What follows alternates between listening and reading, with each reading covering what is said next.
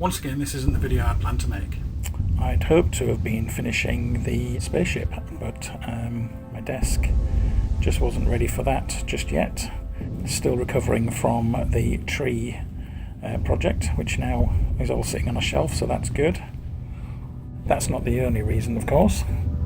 One of the reasons being that I've just had a little work on, and so I've just been working on comics, and comics being what they are, often sort of quite labour intensive, maybe 9-12 panels a page. Each one of those is an individual illustration, and there can be a lot of pages in a comic book. That's not even really counting my own work, my personal work in comics, which I'm hoping to get a couple of pieces out this year at least. This Jack and the Beanstalk one, and this one, A Tale of Ancient Sibling Rivalry. Some stuff recently for a local newspaper, looking at the street outside my window, and this set of comics that I've been working on for a number of years now for one of the local museums in town, which does have a connection to the kind of scratch building stuff, in that in one of the comics, the kids that you can see here in this page end up basically building a model, and to make that model work and to have good reference for it in the book, for this museum project, I built the model, as you can see here. This is me building some little ships to go in it, based on a little crib sheet that I made in case anybody else wanted to build some as well. All good fun. But interestingly enough, this model ended up being, rather than just a reference point, it ended up going into the museum itself as the museum reopened after its refurbishment. You can see these, and this strange model that I built out of bits of old Monopoly boxes, and with Monopoly houses and old packaging. It was built out of old tap because the kids were going to build it in the comic book out of the things they could find in their house.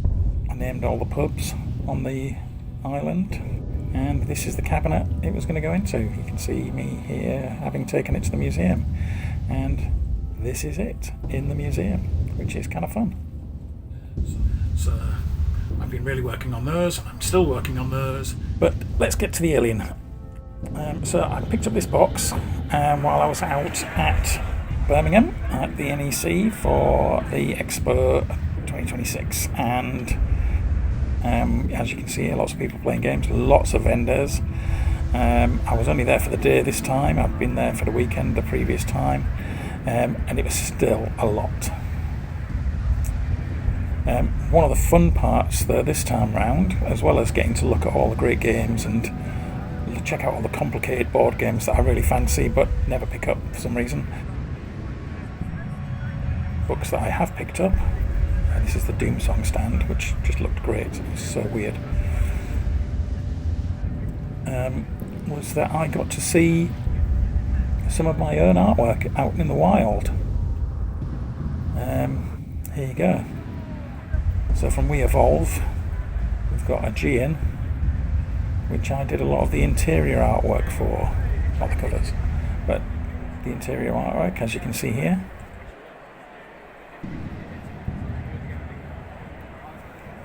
Really good fun to do this work, working with Stu, just creating a lot of kind of classic, almost Harryhausen, sort of like Greek mythological creatures and scenarios. Loved it.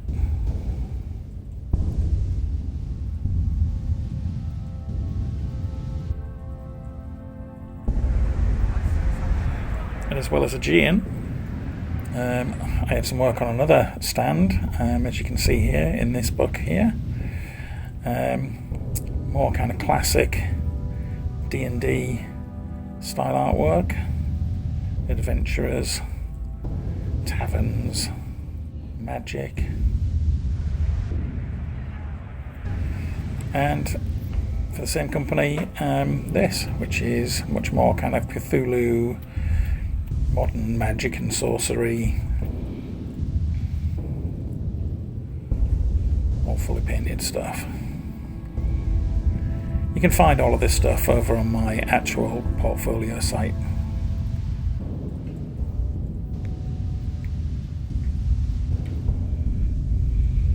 It's much more contemporary, obviously, than some of the other stuff, which is great fun to work on.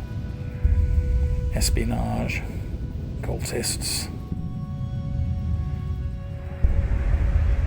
and finally an older project, but it was nice to see that in the wild. And this was a tarot deck that I created the artwork for, again for We Evolve and Stu Goff. A lot of black and white artwork there, a lot of the designs done by Dave Chapman.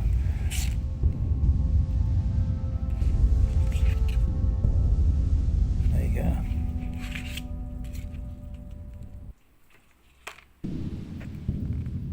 So yeah, nice to see that on a stand. And then back home with a minimal amount of loot, I think, this time. But one of the things was this box of Alien figures. We've been playing Alien RPG a couple of times, and so I picked up the figures and then was a little bit dismayed that they were slightly different scale to some of my other figures, which turns out they're actually 28mm, these figures, but maybe they're just a slightly different, more svelte design or naturalistic in their design. Whereas when you look at some of the other stuff that I've got here, you can see these are actually 30mm, even though they're 28mm. I just wish everybody would get their act together and make everything the same scale if it's supposed to be the same scale.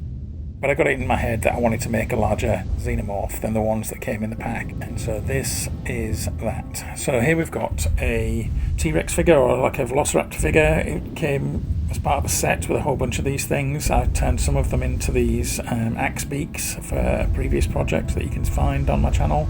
So this one here, I'd taken the arms off and then basically removed the top of the head, just leaving that lower jaw.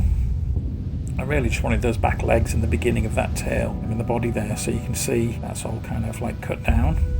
And then I added parts of what I think might have been an old plastic Chinese dragon, some of the limb parts of that, and I just kind of cut those around.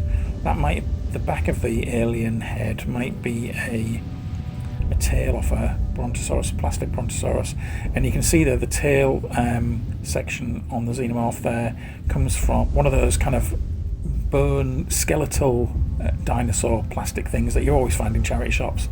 The point of the tail comes from some Warhammer gear, I can't remember which. The strange kind of tubes on its back there, some of which are made from 3D print supports, others are made from the little devices you use to put on the end of a glue, like a super glue tube. Adding a little bit of green stuff there, filling in the mouth, and then basically just kind of trying to create the sense of like teeth. And this was a real job trying to get this to work overall. I think I probably over-egged the pudding in the end and gave it a crazy looking mouth, but that's something I can still work on. I can always add some more of that. And then using green stuff to just fill out any of the little gaps.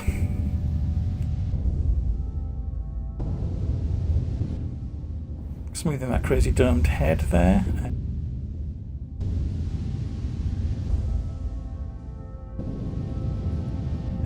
Using a toothpick again to kind of clean up some of the mess there.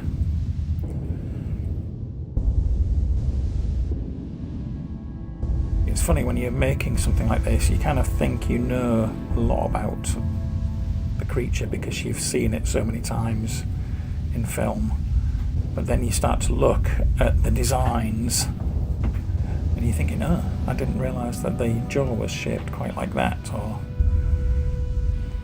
And there's no way I'm going to get this looking exactly right. It's not like I'm sculpting it from scratch. It's just like I'm using the bits that I could find and then infilling with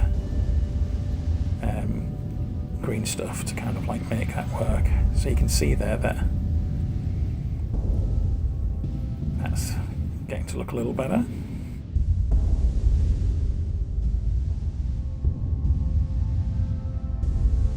some of that kind of exoskeletal design. I picked this up. It was from the set that Pete the Wargamer put out, and I just needed to create a little space for the arms to poke through, so I'm just going to cut out this one rib here on either side and then push that in using the back of a scalpel there to just push that into place with some super glue behind it.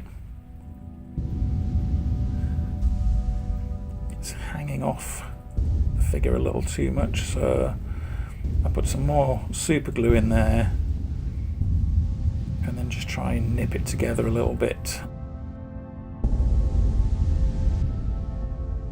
I think at first I thought about using my fingers, and then in the end I got some pincers and just like kind of push them close until the glue set.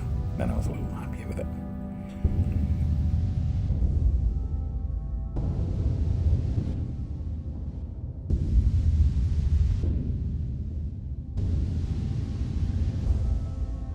Here for scale, the Star Wars figures that I've kind of scratch built out of the bits, and starting to add to that base a little bit now, trying to make it look like the floor of a slightly wrecked spaceship or space station. Added some more tubes coming around from that chest detail using just some other wire, and then some black on there. There it is. And at that point it came together and I realised that, yeah, no, I think this is okay.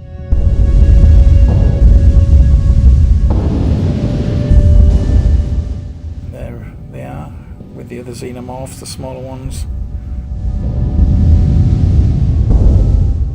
with a little bit of dry brushed silver over the top of it to just give it that more metallic sheen in places. That's pretty much that.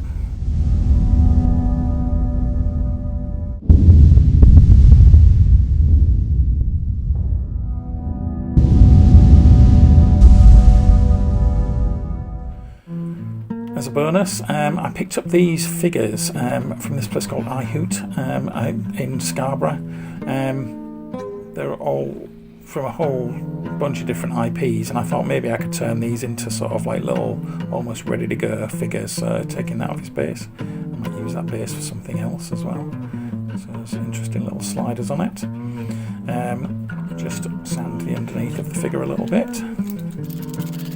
using some very rough sandpaper that I picked up. I think it's actually for a belt sander, but it's quite nice for just getting some tooth on the shiny plastic. Bit of glue. This like ranger is almost like ready to go, and there's always somebody that wants to be a ranger. I think if you're playing sort of like D&D. I'm looking at Eugene. Here's some oregano, just some super glue on there just to create the base, and then I thought I might add an actual arrow, and so I found this thing in an aircraft kit that's had some spare parts, so I just added that arrow in. It's looking pretty good. And scale wise, I think they're much of a muchness with the WizKids figures and other figures that you can get, so yeah, they're slightly oversized. They're definitely not 28mm. Here's some of those acrylic pens. I just use those to kind of touch up that arrow.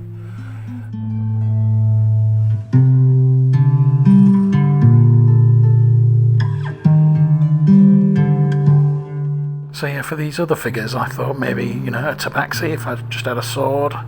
This guy could be anything, I guess, really. And when you get the flight capability, if you're a rogue or something, and of course a character that can turn invisible. All great tabletop figures, those. So yeah, and then these were found in a box while we were tidying up one of my other art spaces, and I think I must have picked them up before I even started this channel.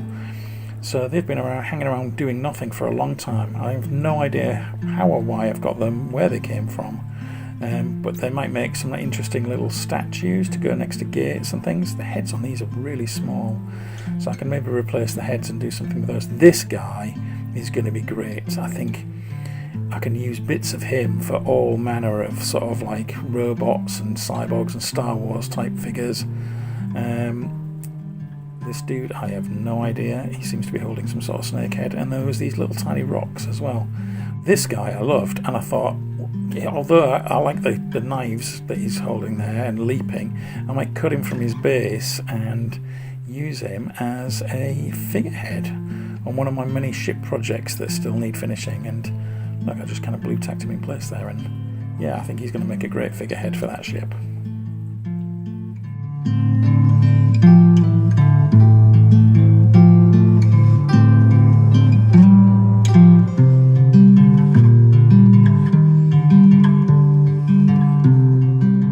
This guy, he seems to be like some sort of spider-like creature on this guy's back, and I designed this character ages ago, where the spider-like creature's riding a much beefier guy, and he sort of like enters wrestling competitions. So yeah, I think I'm going to be able to use this guy for that.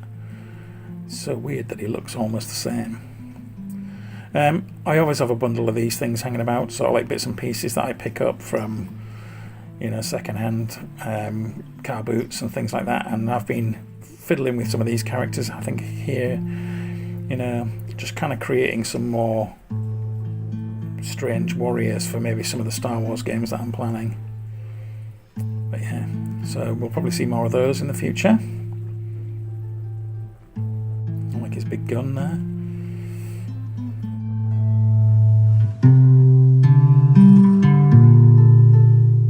I made some of those little mechanics from Star Wars to go with some of the other Star Wars figures I've been kind of scratch building. You can see a few of those on the shorts that I've posted to the channel. And here I wanted to put a Jedi together with a flowing cloak, so a little bit of green stuff there, and then a mercenary type using one of those guns that you see Boba Fett using. Yeah, and we haven't even started on the Turnip 28 stuff that I've got a bunch of. So there may well be another video before the end of the month, or at the beginning of the next month. And that's really it. Hopefully I'll be back on track soon, and maybe by next time I'll have completed more of the ship. See you in the next one.